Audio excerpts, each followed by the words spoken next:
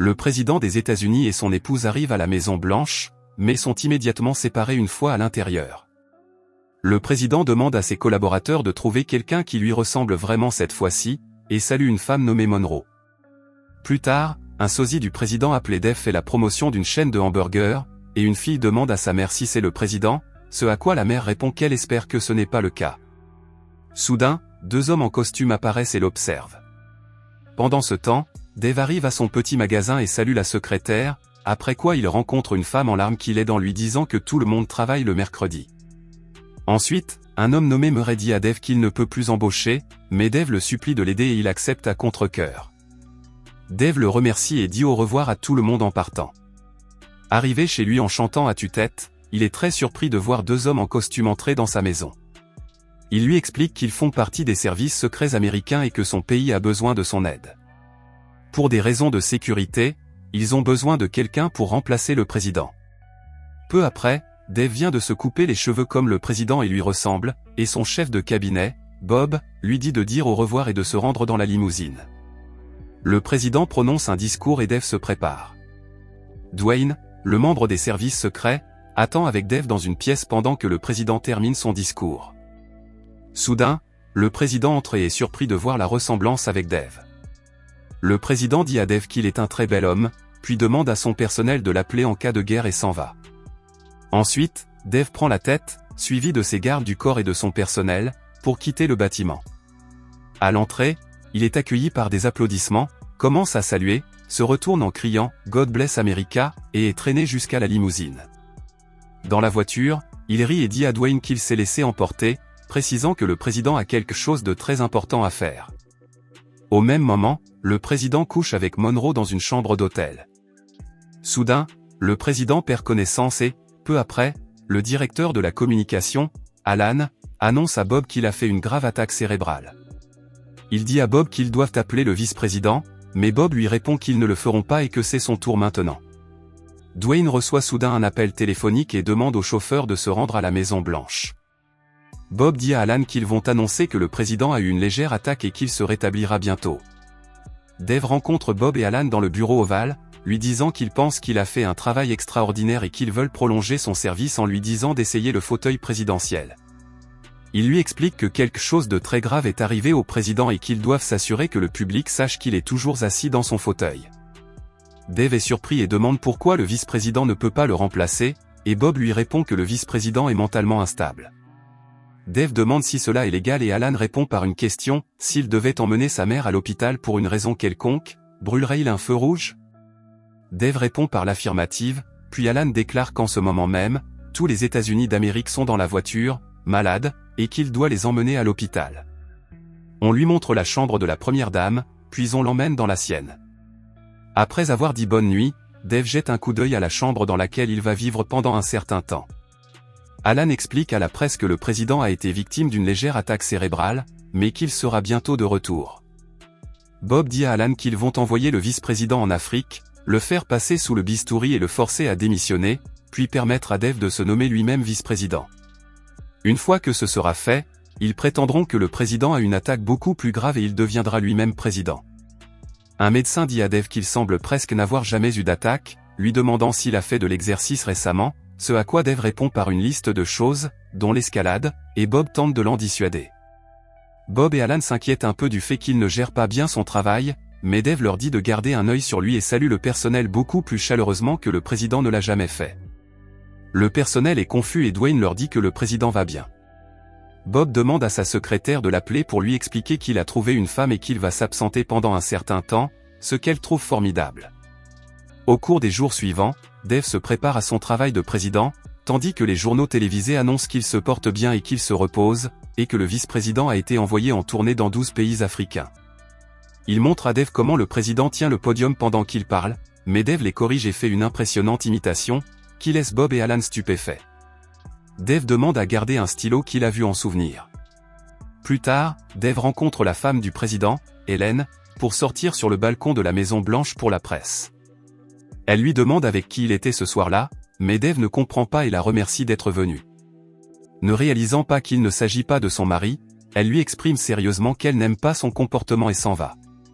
Les jours suivants, Dave s'occupe d'affaires présidentielles, mais il semble vraiment apprécier de le faire pour le bien d'autrui, et le commentaire du journal télévisé selon lequel le président est devenu un homme meilleur depuis son attaque. Hélène le voit se comporter différemment, il semble être bon avec les enfants, jouer, et en peu de temps, il est devenu le président du peuple. Le lendemain, Bob fait irruption dans le bureau d'Alan, affirmant qu'il a perdu la tête après avoir planifié une journée entière dans un refuge pour sans-abri avec Dave et Hélène. Il pose ensuite des questions sur le vice-président et Alan répond qu'il s'est débarrassé sur lui de l'affaire First Liberty, pour laquelle ils ont failli être épinglés. Dans la voiture, Hélène lui demande quand il a commencé à se préoccuper des sans-abri. Il répond qu'il s'en est toujours préoccupé et regarde sa jambe, ce qu'elle remarque. Au même moment, on voit Bob opposer son veto à des décisions portant la signature et le cachet du président. Peu après, Hélène entre dans la maison de Dave, en disant avec colère qu'elle ne peut pas croire qu'il l'a fait, et Dave lui demande ce qu'elle a fait. Elle exige qu'il se retourne et la regarde, puis dit que la loi à laquelle elle a opposé son veto aurait donné un foyer à ses enfants, mais que maintenant ils n'en ont pas. Dave ne comprend pas et dit qu'il doit y avoir une erreur, mais elle répond qu'il n'y a pas d'erreur lorsqu'un financement fait l'objet d'un veto. Il exige une réponse, demandant pourquoi ils ont opposé leur veto au financement de ce refuge, et Alan tente d'expliquer que c'est compliqué. Dave s'énerve un peu et pose à nouveau la question. Bob répond avec irritation que s'il peut réduire le budget fédéral de 650 millions de dollars, il peut garder ses abris minables et s'en va. Plus tard, Murray arrive à la Maison Blanche. Il rencontre Dave dans le bureau ovale et lui dit qu'il aurait des ennuis si le gouvernement le découvrait, ce à quoi Dave répond qu'il est le gouvernement. Dave répond qu'il ne peut pas expliquer pourquoi il est là, mais qu'il s'agit d'une urgence nationale. Dave demande ensuite à Murray de l'aider à réduire le budget de 650 millions de dollars. Le lendemain, Bob chante joyeusement, montrant à Alan que le vice-président est désormais lié au scandale. Bob demande pourquoi les caméras sont là et Alan répond qu'il s'agit de la 100e réunion du cabinet. Dave entre et commence la réunion en disant qu'il aimerait couvrir certaines choses dans le budget. Bob proteste en disant que ce n'est pas à l'ordre du jour, mais Dave répond qu'il s'agit d'un changement de dernière minute pour sauver le refuge. Dave explique qu'il a trouvé des entrepreneurs du secteur de la défense qui ne livrent pas à temps et demande s'ils peuvent retenir leurs paiements, en les plaçant sur un compte portant intérêt. Il énumère d'autres mesures et, au bout d'un moment, ils parviennent à réduire le budget de 656 millions de dollars, ce qui leur permet de conserver le centre d'hébergement. Bob dit qu'il va ruiner Dave, mais Alan dit qu'ils vont tous aller en prison ensemble, menaçant Bob de révéler qu'ils sont derrière l'affaire First Liberty. Ce soir-là, Hélène entre dans la maison de Dave et tous deux entament une conversation. Elle lui dit qu'il a fait une bonne chose aujourd'hui et que cela lui rappelle ce qu'elle a fait il y a longtemps à la législature de l'État. N'ayant aucune idée de ce qu'elle veut dire, Dave répond qu'il s'en souvient aussi. Elle lui dit qu'il n'a jamais fait partie du corps législatif, se présente comme Hélène et lui demande qui elle est et où est son mari. Dwayne leur montre alors qu'il prend l'ascenseur pour descendre dans une zone interdite. Hélène voit son mari et lui demande ce qui s'est passé. Dwayne lui répond qu'il a eu une très grave attaque cérébrale et qu'il ne se réveillera probablement pas.